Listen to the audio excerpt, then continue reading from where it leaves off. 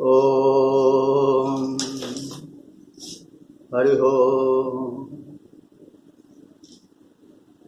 सभी श्रोताओं, वेद प्रेमियों,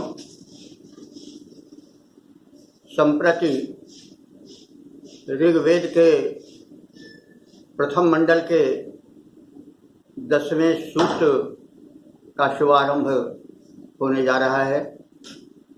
इस सूक्त में 12 मंत्र हैं, छंद अनुष्टुप है और इसके ऋषि मधुछंदा वैश्वामित्र हैं तथा देवता इंद्र है। इस मंत्र में बताया जा रहा है कि परमेश्वर इंद्र महान है, उसकी महत्ता का प्रचार प्रसार आराधक भक्तगण करें ताकि उसका सकारात्मक परिणाम संसार में फैले। तो मंत्र इस प्रकार से है। गायन्ति त्वा गायत्रिणो अर्चन्त्यर्कमर्किणः ब्रह्माणस्त्वा शतक्रतो उद्वंशमिव ये मिरे। तो इसमें कहा गया है कि इंद्र जो आराध्य है और शुभ कर्म करने वाला है, शुभ कर्म का प्रेरक है, उसके शुभ कर्मों का जो गुणगान है वेद में निहित, उसका प्रचार प्रसार विद्वद्गण करें। क्योंकि कोई चीज प्रचारित प्रसारित नहीं होती तो उसका गुण का लाभ कैसे मिल पाएगा। फूल खिला है, उसकी सुबास को अगर समीर लेकर के चारों ओर न फैलाए तो उस फूल की सुबास से लाभान्वित कोई कैसे हो सकेगा। तो इसलिए ऋषि कहता है कि इंद्र के सुयश का, जो कि ईश्वर या परमेश्वर है, भक्तगण करें। तो पहले हम मंत्र को खंड करके यानी संधि को विच्छेदित करके देखें, फिर शब्दार्थ जाने, फिर भावार्थ और व्याख्या की ओर चले। तो गायन्ति त्वा, गायन्ति माने गुणगान करते हैं, त्वा माने तुम्हारा। कौन? गायत्रिणो, गायत्रिणः, गायत्रिणः माने गायन करने वाले लोग, साम गान का गायन करने वाले जो पुरोहित हैं, पुरोधा हैं, वे गुणगान करते हैं तुम्हारा। और अर्कम, अर्कम माने कीर्ति को, यश को, और अर्किणः, अर्किणः माने स्तोता करते हैं, स्तोता पुरोहित है। और ब्रह्माणस्त्वा, और ब्रह्मांड माने ब्रह्मा नामक ऋग्वेद का पुरोहित भी इसमें सहायक है।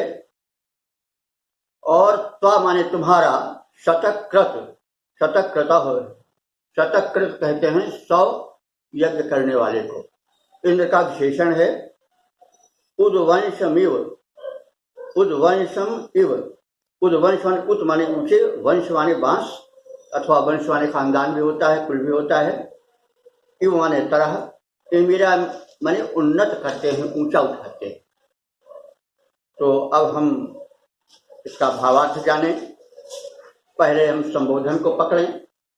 शतक क्रतो, मंत्र में आया शतक क्रत। शतक क्रत माने सब यज्ञों को करने वाला। यज्ञ का अर्थ शुभ कर्म भी होता है। तो इंद्र को शतक क्रतु कहा गया है क्योंकि वह सैकड़ों शुभ कर्म करने वाला है। तो यहाँ शत से मतलब केवल 99 के बाद आने वाला 100 ही नहीं लेना चाहिए, वरन सैकड़ों अनेकों के अर्थ में इसे जानना चाहिए। तो देखिए, जो करता है वही उपदेष्टा हो सकता है। तो इंद्र जो परमात्मा स्थानीय है यहाँ पर, वो शतक क्रतु है। यह कैसे? देखो, स्वयं यज्ञ कर रहा है परमात्मा। पर्यावरण के शोधन के लिए मनुष्य भी यज्ञ करता है और सबसे पहले परमात्मा यज्ञ कर रहा है। यह कैसे? जैसे तरह तरह के पुष्प विकसित कर रहा है, उसकी सुगंध समीर के द्वारा फैला रहा है, तो उससे पर्यावरण का शोधन हो रहा है। तो पर्यावरण में जो किन्हीं कारण से गंदगी पशु के मरने से आ जाती है, प्रकृति उसकी व्यवस्था पहले से किए हुए, वो क्रतु उसका यज्ञ ही है वो। तो वो इसी प्रकार से प्राणी उसने उत्पन्न किए। प्राणियों को भोजन चाहिए, फल चाहिए, फूल चाहिए, जल चाहिए। तो उसके लिए भी वो यज्ञ ही कर रहा है, शुभ कर्म कर रहा है। क्या? वृक्ष में फूल लगा रहा है, फूल को फल में परिवर्तित कर रहा है, फल में रस ला रहा है पका करके, और उसको प्राणियों के लिए प्रस्तुत कर रहा है। तो यह उसका दान है, वो दान यज्ञ ही। इसी प्रकार से वह समुद्र रूपी हवन कुंड में अपनी किरणों को सूर्य रूप में डाल करके, क्योंकि इंद्र को सूर्य भी कहा गया है, वो सब कुछ है, तो अपनी किरणों को डाल करके जल को वाष्पित करके उठा करके पर्जन्य या मेघ बनाता है और पृथ्वी पर वृष्टि करता है। भूखी प्यासी पृथ्वी की भूख और प्यास को मिटाता है। तो इस प्रकार से अनंत रूप से परमात्मा स्वयं यज्ञ कर रहा है, और उसने इसी प्रकार से लोक हितार्थ यज्ञ करने की शिक्षा अपने कर्म द्वारा दिया है। क्योंकि कर्म स्वयं सबसे बड़ी शिक्षा है। व्यक्ति कुछ न बोले लेकिन कर्म करता जाए तो आचरणीय हो जाता है। तो ईश्वर अपना परिचय देता नहीं है, वो अपना परिचय अपने कर्मों द्वारा देता है। इसलिए मनुष्य को चाहिए कि वो वाचा वचन का प्रयोग करे या न करे, लेकिन अपने शुभ कर्मों का, यज्ञ कर्मों का परिचय अपने शुभ कर्मों द्वारा दे। तो जो इंद्र है वह अपने शुभ कर्मों का परिचय देता है, और इसलिए मधु छंदा ऋषि कहते हैं कि त्वा गायंती, तुम्हारे सुयश का गायन करते हैं। कौन? गायत्रिण हो। गायत्रिण करने को हुआ साम वेद के गाता लोग, उद्गाता लोग। आप सब जानते हैं कि साम वेद के मंत्र को उद्गाता नाम का पुरोहित या पुरोधा उच्च स्वर में गाता है। और वही नहीं, दूसरा पुरोहित अर्क माने अर्कम, पूजनीय इंद्र रूपी परमात्मा का गुणगान आवाहन द्वारा करता है ऋग्वेद के मंत्रों को। जैसे हमने पहले कहा है, ये थोड़ा एक बार फिर बता देना चाह रहे हैं कि जो यज्ञ कर्म होता था उसमें 4 पुरोहित होते थे, पुरोधा होते थे। उसमें से जो होता था वो ऋग्वेद का ज्ञाता होता था, विशेषज्ञ होता था, और वह ऋग्वेद के मंत्रों के द्वारा देवता का आवाहन करता था। इस प्रकार से अध्वर्य नाम का पुरोहित आवाहित देवता को आहुति डालता था।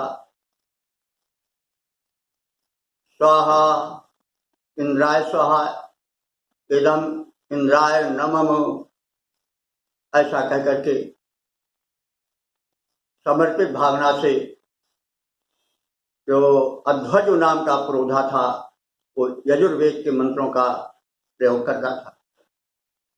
और जैसे आवाहन करके बुला करके किसी बड़े व्यक्ति को, महान पुरुष को, उसका सत्कार किया जाता है, उसको कुछ पेय या खाद्य पदार्थ जो उसको रुचिकर में दिया जाता है, पश्चात कुछ गर्मा गर्म संगीत के कार्यक्रम प्रस्तुत किए जाते हैं, तो यही कर्म पुरोधा करते हैं। ऋग्वेद का पुरोधा जो होता कह रहता है वो आवाहन करता है ऋग्वेद के मंत्रों के द्वारा।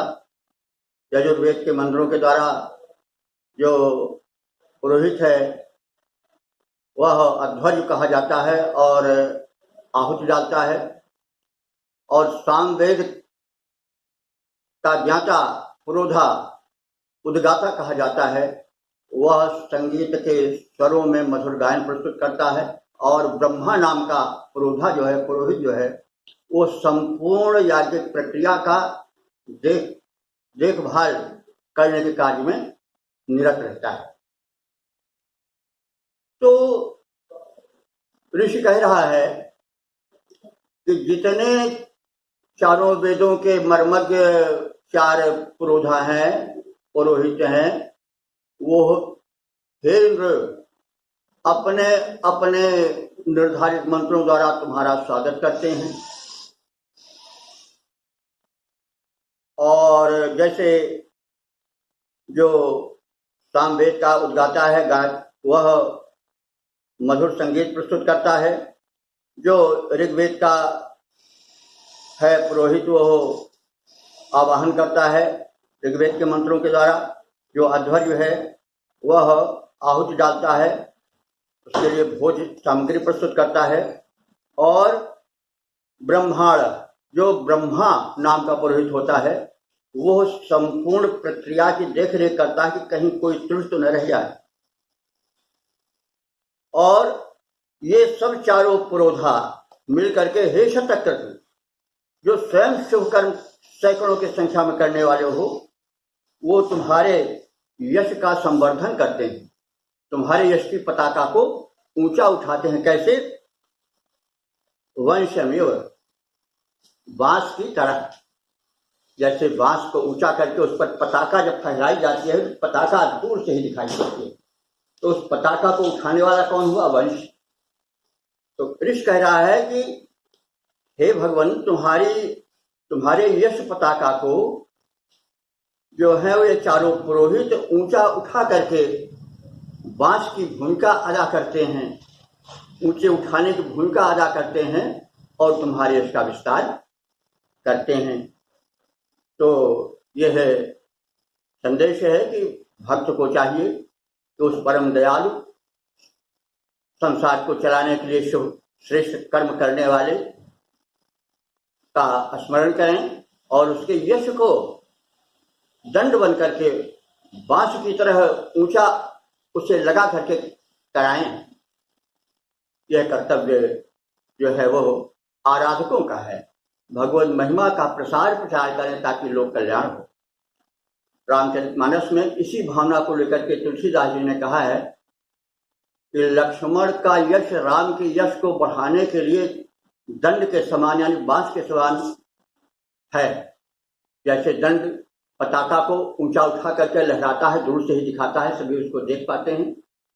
इसी भावना को कहा है बंदो लक्ष्मण पद जल जाता, अरुण मृदुल सेवक सुखदाता, रघुपति कीरत विमल पताका, दंड समान भयो यश जाता। लक्ष्मण का यश, रघुवर की कीर्ति पताका को दूर से ही दिखाने वाला, फहराने वाला कौन है? लक्ष्मण का यश। वो कैसा है? दंड के समान है, डंडे के समान है, उसी को बांस की तरह कहा गया है। तो जो आराधक हैं उस आराध्य देव की यश का, उसकी महिमा का गुणगान करें और इस प्रकार से उसकी यश पताका को त्रिलोक में फहराएं। यह उनका कर्तव्य है। तो इस प्रकार से इसमें भक्त के प्रति उसकी प्रशंसा और भगवान के प्रति उस भक्त के कृत्यों पर प्रकाश डाला गया है। इसका छंदोबद्ध रूप इस प्रकार से है, हे इंद्र रूप परमेश्वर सारे ऋतुज तव गुण गायक हैं, साम वेद मंत्रों से उद्गाता तेरे गुण गाते हैं, अस्तुति परक मंत्र से स्तोता गण तुम्हें बुलाते हैं, तुझ अनंत शुभ कर्मा प्रभु का ब्रह्मा नित्य बखान करें, सबके सब मिलकर सर्वेश्वर तेरे ही तो गुणगान करें, वे तेरे ही गुण गाते हैं, सबके सब मिलकर सर्वेश्वर तेरे ही वे गुण गाते हैं, वे नट जो वंशारूढ़ तुम्हारी महिमा के उन्नायक हैं, हे इंद्र रूप परमेश्वर सारे ऋतुज तव गुण गायक हैं। इसमें वंश का अर्थ थोड़ा और हम स्पष्ट कर दें। वंश का अर्थ होता है खानदान में।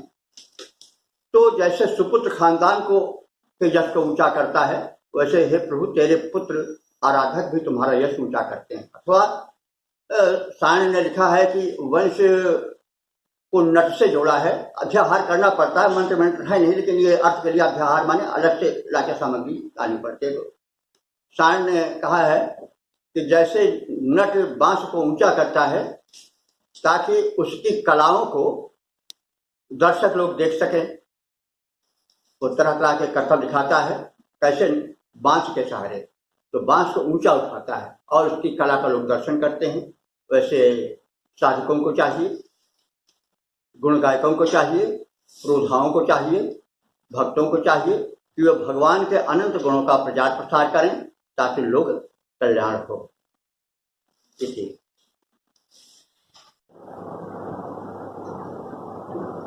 और प्रथम मंडल के 10वें सूक्त के दूसरे मंत्र की व्याख्या होने जा रही है।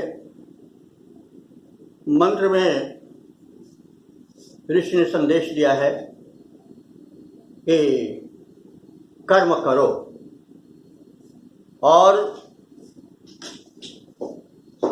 कर्म करने पर फल की नहीं इच्छा करोगे तो भी दाता तुम्हें फल देगा,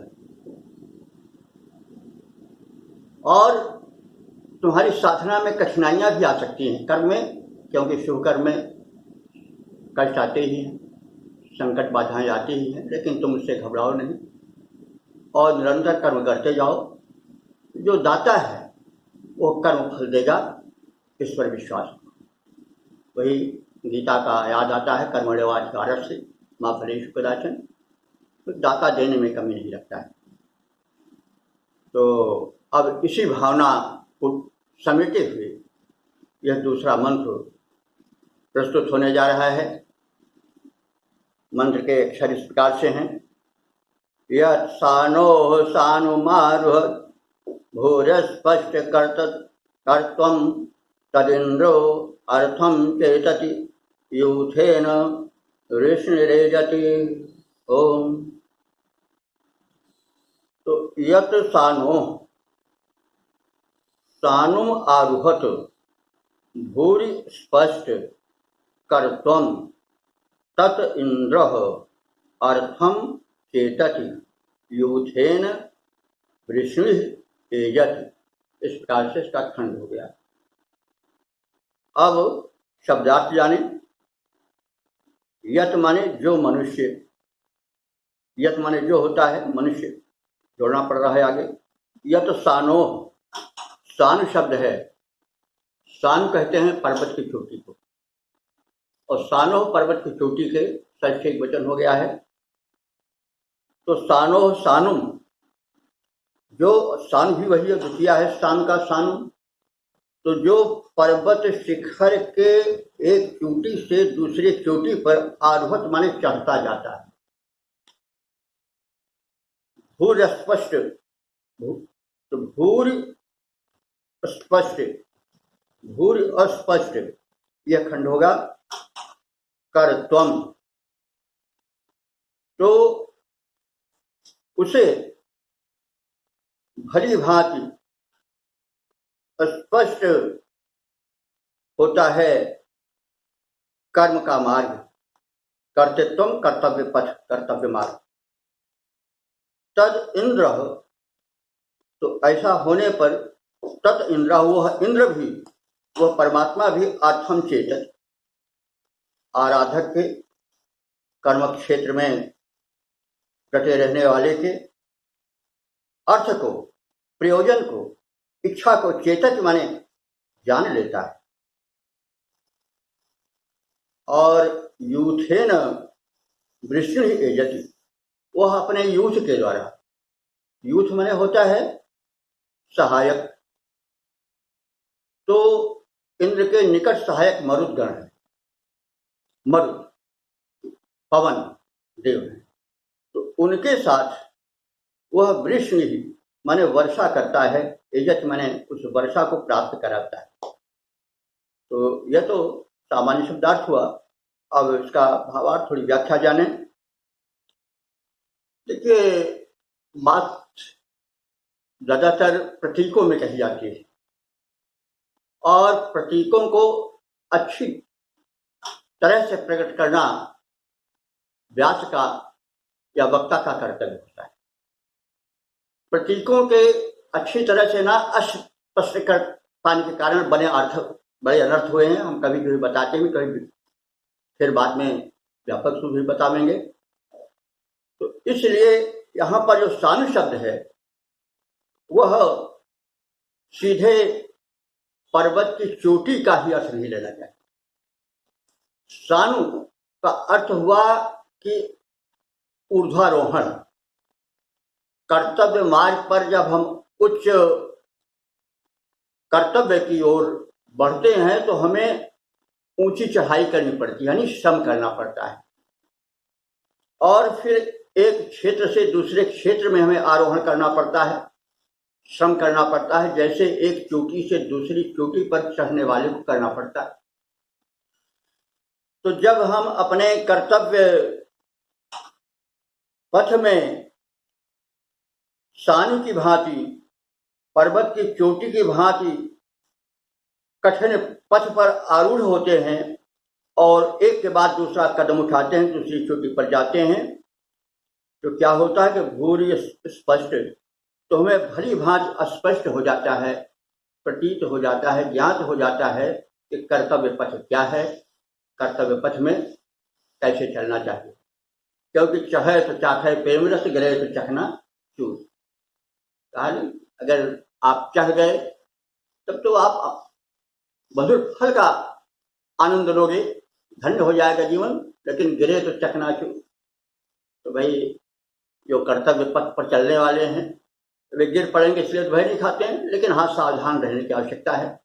क्योंकि चाहे तो चाहे प्रेम रस, ऐसा करे कि गिरे नहीं, तब उसे होते होते अभ्यास हो जाता है। तो कहने का संदेह मतलब संदेश जो है वो ये है कि मनुष्य को कर्तव्य के ऊंचे पथ पर चढ़ाई करनी पड़ती है, लेकिन सावधानी पूर्वक चढ़ना चाहिए। तब उसे एक दृष्टि आती है, एक ज्ञान आता है और उसे कर्तव्य माने अपने कर्तव्य का बोध होता है। और फिर क्या होता है, उसका फल मिलेगा जरूर। तत् माने तब, इंद्र माने इंद्र, वह परमात्मा, समर्थ परमात्मा क्या करता है, अर्थम चेतति, उस कर्तव्य पथ पर आरोहण करने वाले साधक के अर्थ को, प्रयोजन को जान लेता है, क्योंकि अंतर्यामी है। और फिर क्या करता है, यूथेन वृष्णि एजति, वह अपने यूथ यानी जो सहायक मरुद गण हैं उनके द्वारा वृष्णि माने वर्षा, वृष्टि, एजति माने गति देता है।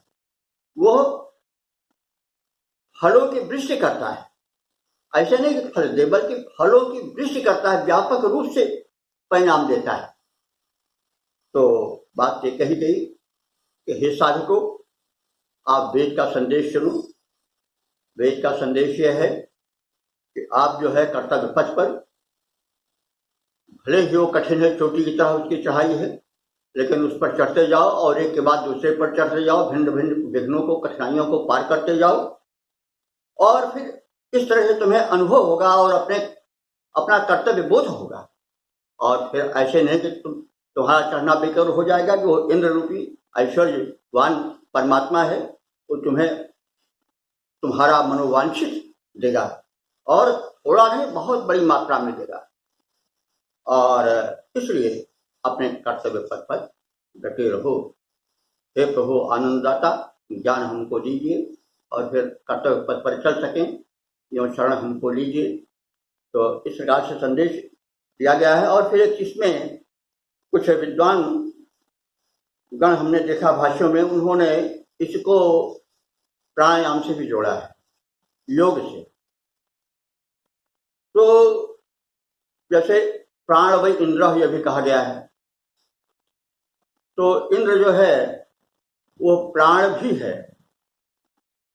तो प्राणवायु को भी कहते हैं, और प्राण का आयाम माने प्राण वायु को चढ़ाया जाता है योग साधना में।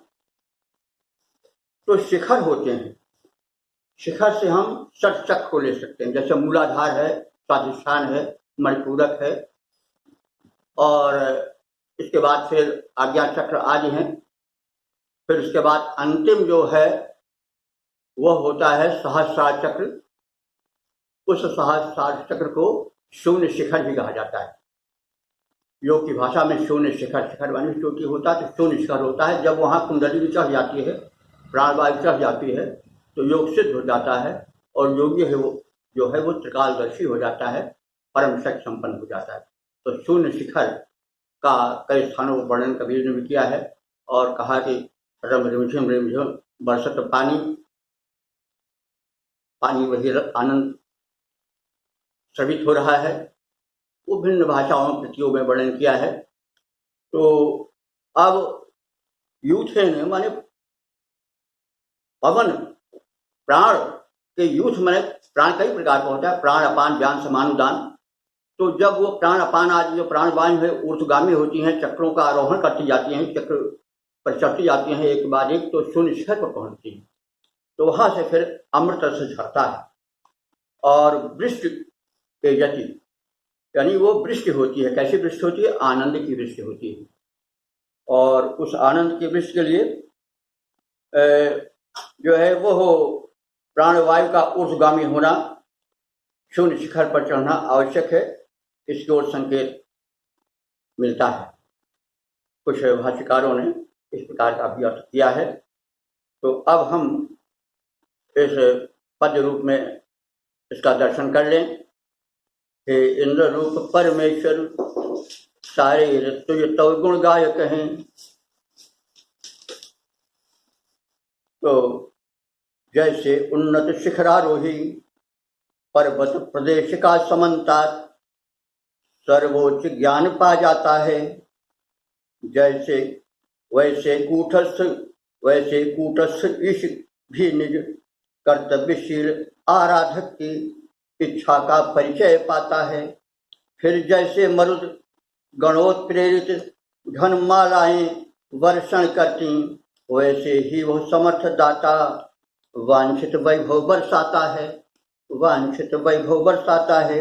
जैसे उन्नत शिखरारोही पर्वत प्रदेश पर समन्ता सर्वोच्च ज्ञान पा जाता है। तो इसका वो अर्थ भी देख लें, योग वाला। चक्रों को भेदता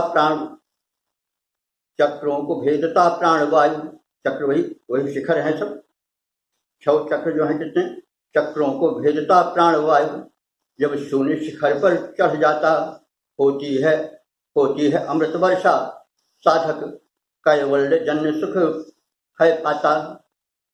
चक्रों को भेदता प्राणवायु जब शून्य शिखर पर चढ़ जाता। इस प्रकार से इस मंत्र का सामान्य अर्थ और छंदोबद्ध रूप प्रस्तुत किया गया।